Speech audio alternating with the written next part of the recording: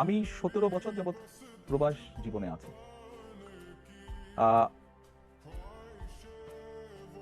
111 এর তথাকথিত 111 সরকারের সময় যেই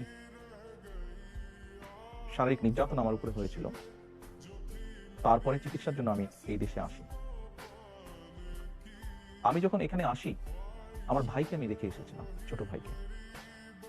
আমি যখন এই দেশে আসি, আমার সুস্থ মাকে আমি রেখে এসেছিলাম।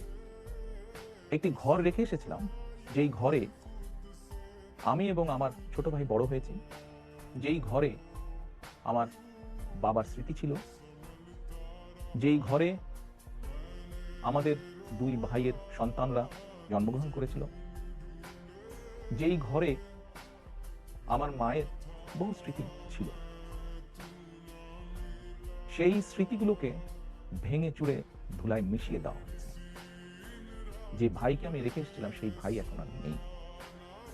যে সুস্থ মাকে রেখে এসেছিলাম, সেই সুস্থ মা এখন সুস্থ নেই। শুধু অসুস্থই নন, ওনার উপরে মানসিক এবং শারীরিক নির্যাতন করা হয়েছে।